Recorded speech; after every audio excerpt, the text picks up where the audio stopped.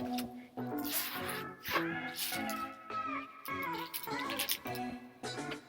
this is a time capsule letter. Don't you realize that you had your mic off this entire video? What are you, a stupid, brainless, idiot chimp? Well, I guess you are. Anyways. I remember writing this one day in Sunday school. My Sunday school teacher told us to write a letter to ourselves for when we graduate, like a list of goals that we want to achieve in the future, and that whenever we get to graduation, then we can read it. Apparently I couldn't do math at the time because I thought I was going to graduate in 2022, but mistakenly 2021 was my year, baby. Yeah, I was going to open it last year when I graduated, but I was like, hey, it says 2022, bruh. To prove it to y'all, I guess I'll have to open the letter. And I always seen the letter, but I haven't actually read what it actually said, because I mainly read the front, since it says something else. And I drew like this cartoon guy that I always drew when I was young. And I probably started in the 4th grade since I wrote this letter in the 4th grade, And that's the main character that I always drew. Kind of like Mickey Mouse and stuff like that. He's my OC. Alright, let's open the letter up. Okay?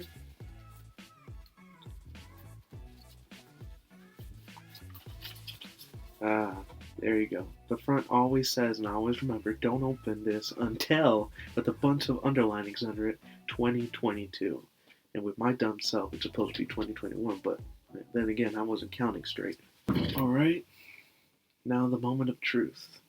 This is the first time I'm ever going to read what I actually wrote to myself in over 10 years. Let's see what I have to say. Okay. Here we go. Wow. It's actually legible.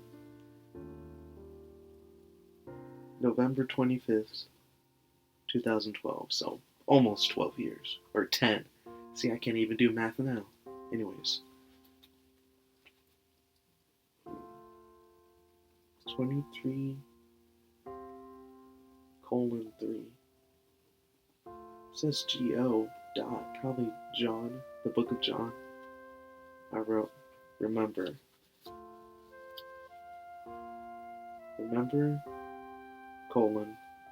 God done for you. Obey God's law. Encourage others. Be kind to others.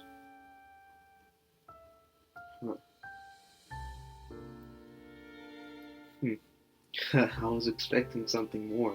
Then again, what expectations should I bring upon myself when I was like in the 4th grade, Then again, I would never imagine the path that I'm taking right now, or like where I'm at right now. Because I know I would graduate from high school, but it's totally different from what I would have thought my life would become when I was very little.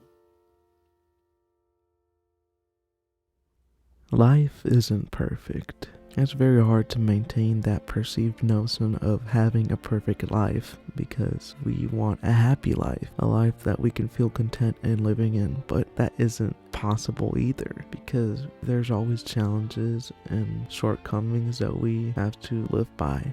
And we have to change through those things and to change for the better. That's one way to encourage other people, is by helping them and by encouraging them to do better, to be better, not just for themselves but for other people. Another reason why to be kind to others, because you don't know what they've been through. All they know is that you're showing them an act of kindness that might push them to do better that day.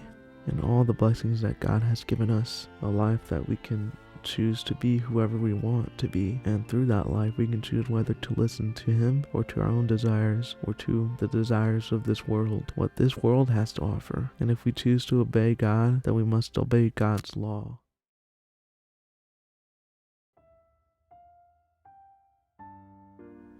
And thus we can strive to have a great life, a life that is worth living for.